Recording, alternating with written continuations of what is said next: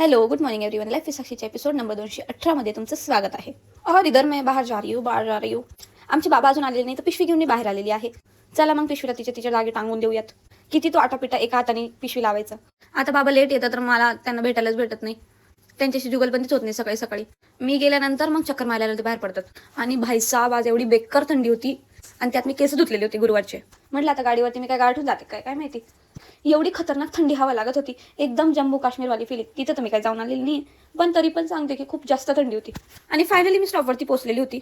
पूर्ण रस्त्याभर थंडी थंडी करत आलेली होती आणि स्टॉपवरती पण माझं तेच रडगाणं चालू होतं आणि आमचा कप्या इग्नोर मारत होता।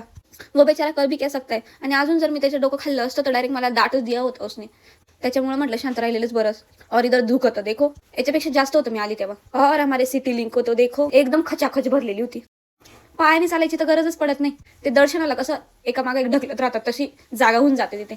एकदम बेकार हालत होते सिटी लिंक मध्ये सकाळी सकाळी। हमने भी ट्रॅव्हल किया है हमारे कॉलेज लाइफ में। आता कुठे निवांत चालली आहे बस मध्ये बस। और इधर देखो खाने का पेटारा ओपन हो रहा है सब। स्वतः पण खायचं आणि दुसऱ्यांना पण वाटायचं। आणि हे मुद्दा पण चालू होतं बरं का, आमचा गुरुवार होता त्याच्यामुळे दाखवून दाखवून खायचं काम चालू होतं। यांची बॅग ना पूर्ण खचाखच भरलेली असती हमेशा। जर रोज एवढं लक्षात भरून राहतं बॅग मध्ये टाकायचं। और इधर चल रहा था मेरा ब्लॉग देखने का कार्यक्रम, भाई ना देखा साक्षीचा। और इधर देखो गाइज, स्वतः तर शांत बसायचंच नाही बिलकुल आणि दुसऱ्यांना पण शांत बसू द्यायचं नाही, झोपू द्यायचं नाही। झोपलेल्यांना जागा करण्याचं काम चालू होतं, नुसती मस्ती। आणि फायनली एक तडकता फडकता डायलॉग, अरे बस काय झोपायला राहते का, नेम धरून धरून मारायचे कामं चालू होते। आज तर म्हटलं बसच्या खाली उतरवूनच देतील एवढा आवाज चालू होता आमचा।